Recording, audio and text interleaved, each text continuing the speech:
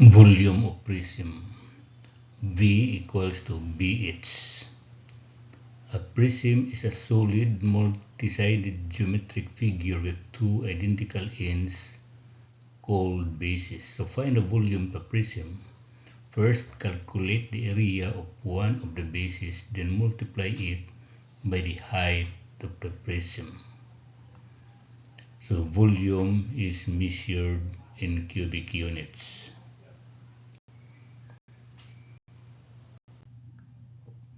Example, find the volume of a regular pentagonal prism with side 2 centimeters and height equal to 3 centimeters. So this one is 2 centimeters.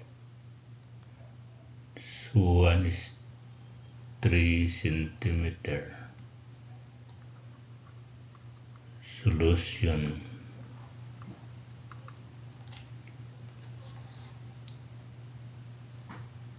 Volume equals to base times height. For the base, you have this formula: A square over 4 square root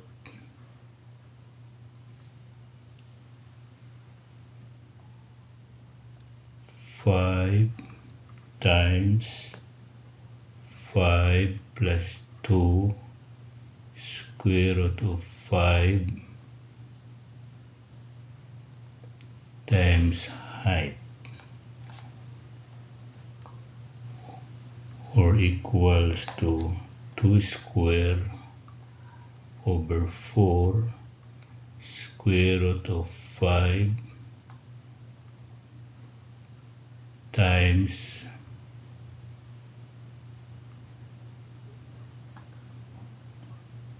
5 plus 2 square root of 5. The height here is 3.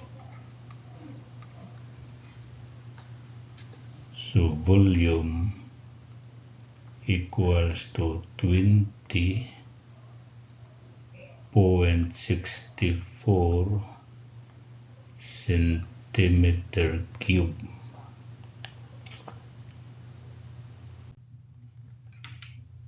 Find the volume of regular hexagonal prism, 7 meters and 9 meters high. 7 meters,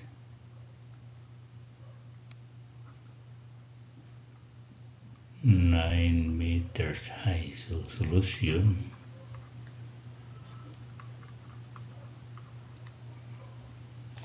Volume equals to base times height. The base here is 3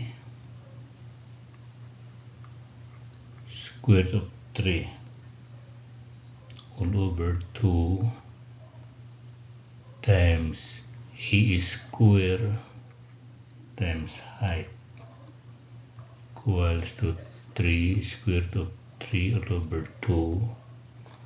Your A is 7 square times 9 equals to 1145.75 meters square.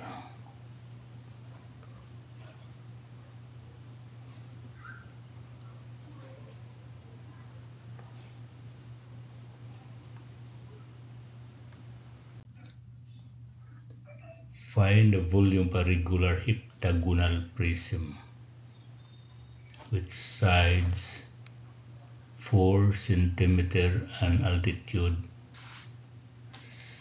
5 centimeter. So this one. So your solution.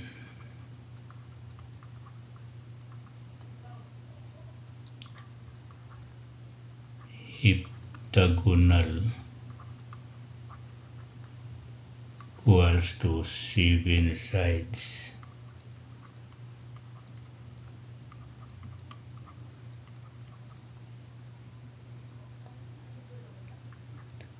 area equals to 3.634 times A square.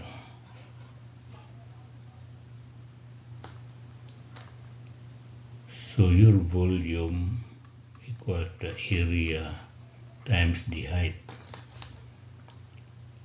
So for this one is side 4 centimeter. Altitude is 5 centimeter. So volume equals to 3.634.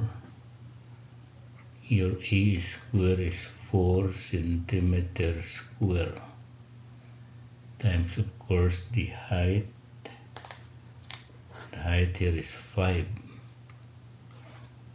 centimeters. So the volume equals to 290.713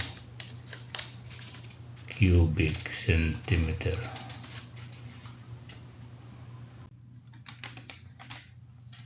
So for the octagon, so solution,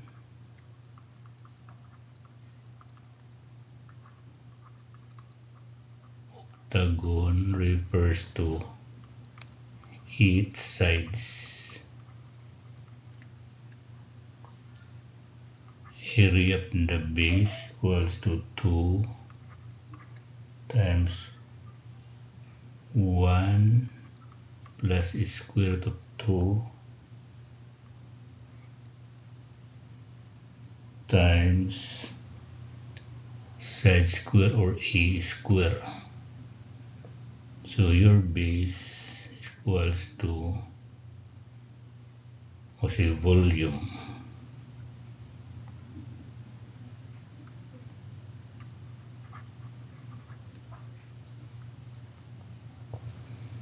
Your A here is 2 centimeter, so 2 centimeter, height is 3 centimeter, so volume equals to base times height. The base area equals to 2, 1 plus square root of 2. Your A is 2, 2 square, of course the height is 3. So volume equals to 57.9 cubic centimeter.